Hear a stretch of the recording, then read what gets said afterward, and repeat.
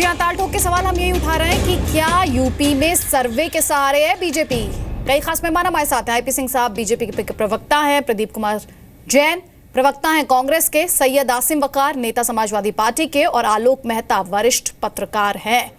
IP Singh साहब, कांग्रेस मुक्त भारत की बात लगातार प्रधानमंत्री मोदी, पार्टी प्रेसिडेंट अमित शाह करते आए हैं, लेकिन उतना ही बड़ा सच ये भी है कि जहां जहां कांग्रेस मुक्त हुआ है भारत, वहीं वहीं आपके लिए चैलेंजेस बढ़े रहे हैं।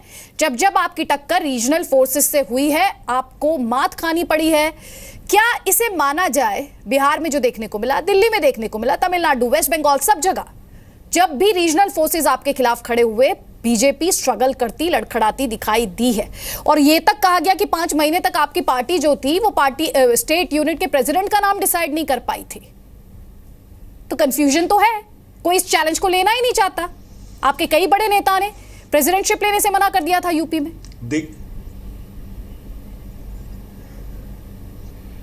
बिल्कुल नहीं है। देखिए, उत्तर प्रदेश में जिन 5 महीनों के आप लेट की बात कर रही हैं, स्वाभाविक है कि जब भी इस प्रकार की नियुक्तियां होती हैं या चुनाव होते हैं तो 2-4 महीने आगे पीछे होते हैं। लेकिन एक अहम बात मैं आपको लेके जाना चाहता हूं। जिस कांग्रेस मुक्त भारत और रीजनल पार्टीज को लेके बात हो रही है, तो रीजनल पार्टीज उसी आधार पर काम करती हैं, सेकुलर फेस बनकर काम करती हैं, जिस पर कांग्रेस करती आई है।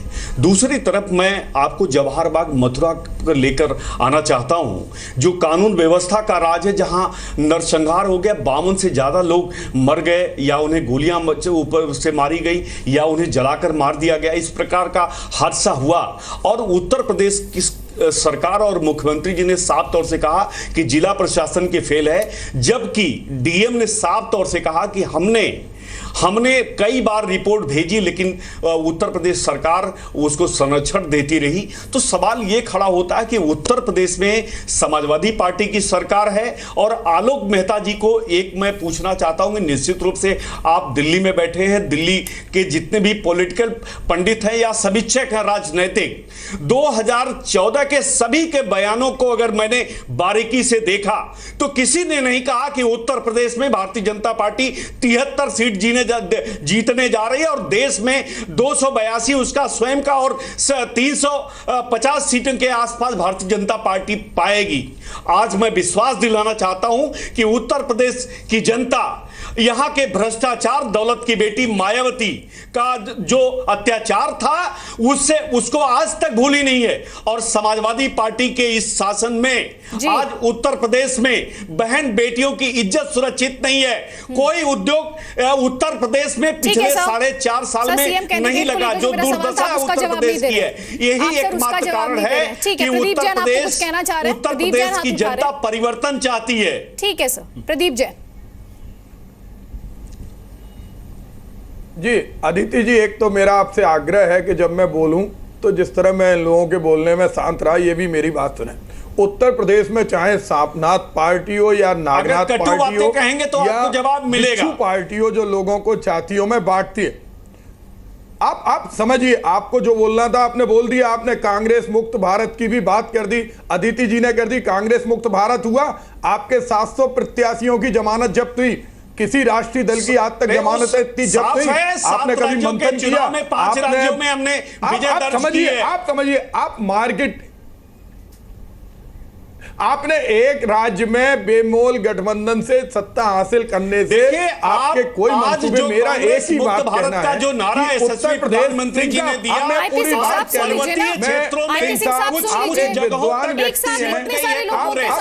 रही हूं। आपके बोलते समय मैं बीच में नहीं बोला था, मैं आपके बोलते समय बीच में नहीं बोला था। आप इतने वरिष्ठ प्रवक्ता हैं, आप कम से कम इस बात को समझिए कि उत्तर प्रदेश की माटी में जिस गंगा मां की गोद में बैठकर आप आत्ममंथन कर रहे, उस गंगा मां के लिए आपने कुछ किया? आपने उत्तर प्रदेश के बेरोजगारों को 2.5 करोड़ बेरोजगारों को 1 साल में रोजगार देने की बात की थी, आपने किया? आपने जाति ध्रुवीकरण के अलावा, उन्माद फैलाने वाले नेता पैदा करने के अलावा भारतीय जनता पार्टी ने कुछ नहीं किया। आपकी साध्वी क्या बोलती हैं, आपके साक्षी महाराज क्या बोलते हैं, योगी आदित्यनाथ क्या बोलते हैं?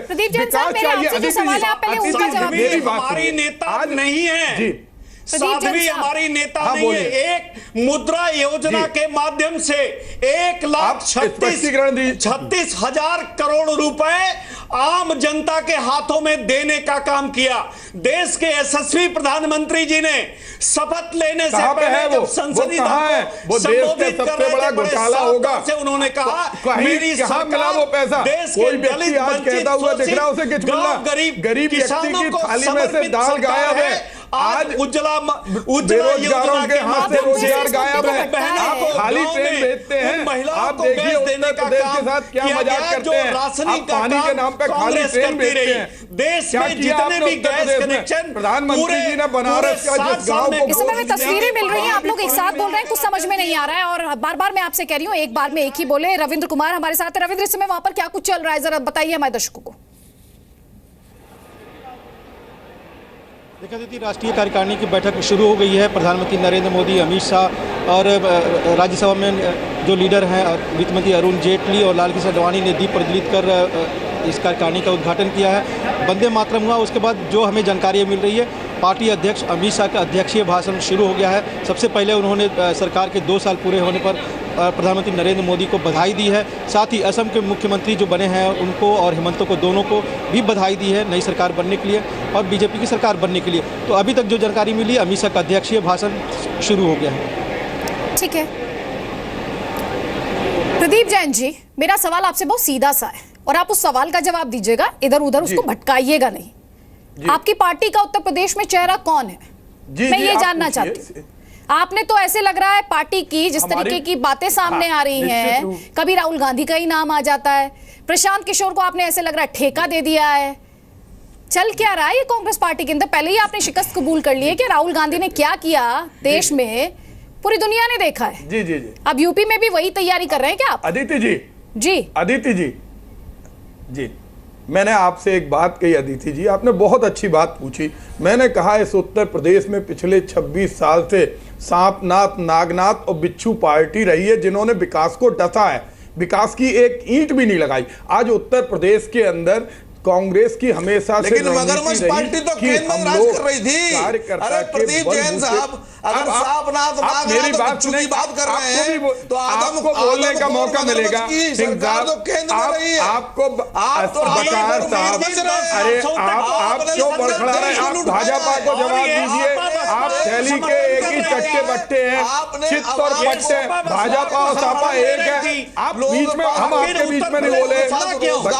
आप एक बात बताइए कि कैसे रोजगार करें, कैसे रोजी कमाएं, कैसे बच्चों को पालें। आप एक बात बताइए, प्रदीप जैन साहब, मेरा आपसे सवाल क्या था सर? जो प्रदेश में क्या माहौल हो गया इकट्ठा कर कांग्रेस रही, पार्टी को? सवाल कुछ पूछिए, जवाब आप कुछ देते हैं। सवाल पूछिए नॉर्थ, जवाब आता है साउथ या फिर ईस्ट या फिर वेस्ट, जवाब कभी नहीं जब देते मैं आप। जवाब दे रहा हूं, कभी आप लोग जवाब नहीं देते। आप बिच्छू साहब, शायद आप लोगों के पास सवालों के जवाब नहीं बोलने के लिए आप कह देती हैं अदिति जी गलत बात कर रही हैं। आलोक मेहता जी, मैं आपके पास आ रही हूँ, आप लोग एक साथ बोलेंगे, मैं- किसी को कुछ समझ नहीं आता। ये कम से कम चौथी या 5वीं बार इस शो में मैं कह रही हूँ। आलोक मेहता जी, यूपी में जो फाइट है आप उसे कैसे देखते हैं? ये बीजेपी वर्सेस एसपी है, ये एसपी वर्सेस बीएसपी है। मायावती, हम चाहते थे कि बीएसपी का भी पैनलिस्ट यहाँ पर आए, खैर वो आए नहीं। मायावती के रिसर्जेंस की बात कही जा रही है, मायावती के कमबैक की बात कही जा रही है। आप कैसे देख रहे हैं यूपी देखिए, के इस जिस फाइट? तरह से बीजेपी ने भी जो फोकस किया है या कांग्रेस भी कर रही है, बीएसपी का एक, चूंकि वहाँ एक अल्टरनेटिव, जैसे आप वहाँ डीएमके एडीएमके आपका वहाँ हुआ, तमिलनाडु में भी जिस तरह की स्थिति थी, यूपी में भी 2 बड़ी पार्टियों के नाते, चूंकि बीजेपी ठीक है उत्तर लोकसभा चुनाव में वो जीत करके आए, लेकिन अभी भी जिस तरह के प्रदेश के स्तर पर जो जब चुनाव होते हैं तो बीएसपी का पलड़ा भारी देख करके ही बीजेपी ने आक्रामक रुख बीएसपी के प्रति अपनाया। बीएसपी ने अभी कांग्रेस के लिए मध्य प्रदेश में सहयोग किया है, यूपी में कुछ हद तक सहयोग किया है, तो ऐसा लगता है कि फिर से गठबंधन की कोशिश बीएसपी भी कर रही है। और इसलिए ये मत मानिए कि बीएसपी नहीं है। और मैं सिंह साहब से भी निवेदन करूंगा, क्यों सर्वे इसलिए कराए जा रहे हैं, क्यों पार्टी की मीटिंग हो रही है? इसलिए हो रही है कि कहीं ना कहीं पार्टी को मजबूत करने की कोशिश होती है। और कांग्रेस पार्टी में भी देखिए, राजनाथ सिंह जी एक राष्ट्रीय स्तर के गृह मंत्री हैं, वो प्रधानमंत्री पद के दावेदार भी रहे हैं और प्रधानमंत्री पद के लायक भी लोग उनको मानते थे। ऐसी स्थिति में उनको वहाँ ढकेल, आप याद करिए एनडी तिवारी को भी इसी तरह उत्तर प्रदेश भेजा गया था। तो आप राजनाथ सिंह जी को वहाँ भेजने का जो कुछ लोग ये भी मानते हैं उनकी पार्टी में या उनके समर्थक, कि कहीं ऐसा षड्यंत्र तो नहीं है कि राजनाथ सिंह जी को उत्तर प्रदेश भेज दिया जाता है कि दिल्ली में कोई विकल्प न दिखाई दे। तो ऐसी स्थिति 2019 के लिए तैयारी भी उत्तर प्रदेश में है। और आपने जो सवाल किया कि बीएसपी एक बड़ा वहाँ पर कठोर बने, जैसे कहना चाहिए बड़ी पार्टी बन गई है, एक विकल्प के रूप में देखी जाती है, और इसलिए कांग्रेस या तो उसके साथ गठबंधन करे, क्योंकि समाजवादी पार्टी के साथ सेकुलरिज्म पर उसका उतना ज़्यादा नहीं होता जितना इस समय उसे लगता है, क्योंकि मुलायम सिंह जी भी तो एक महत्वाकांक्षा हमेशा देखते रहे हैं कि भाई हम भी प्रधानमंत्री हो सकते हैं। ठीक है सर। ये 2019 का मिनी ट्रायल है एक तरह से अदिति जी, और इसलिए दोनों तीनों के लिए अस्तित्व की लड़ाई है ये। तो बीजेपी की राष्ट्रीय कार्यकारिणी की बैठक शुरू हो चुकी है, लेकिन इस बहस से, इस डिबेट से, इस कार्यक्रम ताल ठोके में आप देख पा रहे हैं कि तमाम पॉलिटिकल पार्टीज की तैयारी कितनी है बीजेपी के इस चैलेंज को काउंटर करने के लिए, जिनके पास जवाब देते अभी तक तो कम से कम नहीं बन रहा है।